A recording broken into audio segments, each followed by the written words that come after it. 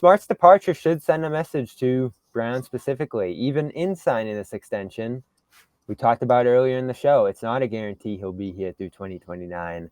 In many ways, this is, along with the Porzingis addition, a moment of urgency because the team can pivot in a couple of directions here. If it goes amazing these next couple of years and Tatum Brown make these leaps into their next contracts and just keep getting better and better, and they're the reason why they win, they'll probably trade Porzingis, right, to make the money work.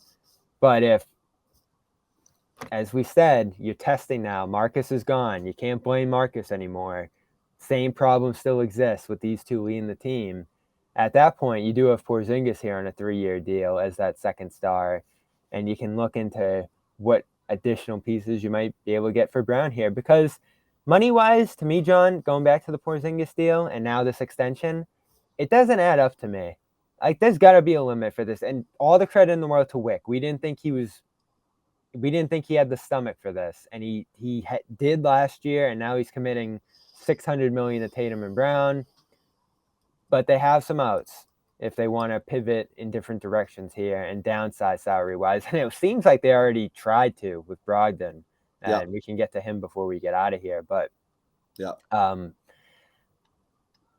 all in all, this should be a sense of urgency among Brown, well, specifically Brown, I'd say, to make this work and solve the issues from last year, because this isn't 6 years. Here you go, 6 years, Tatum and Brown. This, figure it out sometime in there and we'll be all right. It's a year or two here. We'll ask you this. So here it is. This is the last $1 million question, and we'll move it out. Does he finish out this contract in Boston? I'd say the heavy betting odds would be no.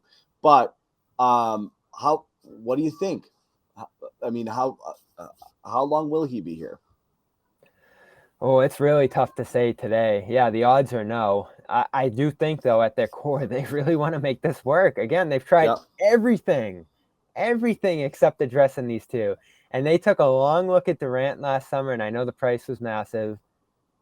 And they said, no, we love these guys. They're young, they're dynamic, they're scoring 30 points every night together. And they took us to 4 out of 6 East Finals. So I think like everything in their being wants to make it work with these two.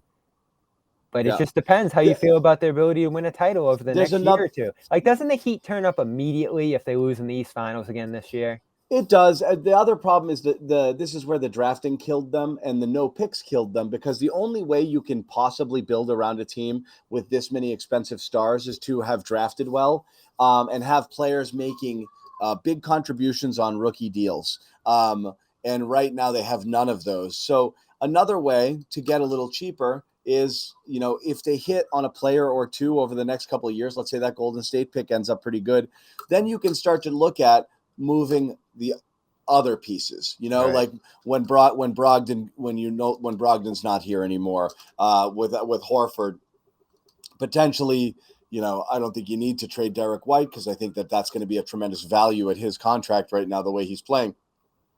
But you can move on from some if you have younger, cheaper players that will allow you to be there. But the reality is they're just not going to go into repeat, second apron offender land and start to get heavily penalized for very long. I just don't think they'll allow it to happen. So they win. I think win or lose, they have to make some choices and some changes soon, in a couple of years. Yeah, and they do have a decent. They'll eat it for a year. They'll eat it for 1 year, and then that's it. Depending on how they do.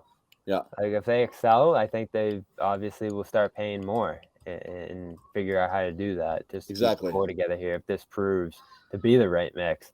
But you're going to find out quickly whether these three guys can play together, whether Brown and Tatum's shortcomings continue to hold the team back, or whether there's just a holdover effect to some of the shock of this offseason, which I wouldn't rule out either. Again, John, I still think there's going to be a sense of walking into the locker room next year, looking around and be like, whoa, Smart's really gone.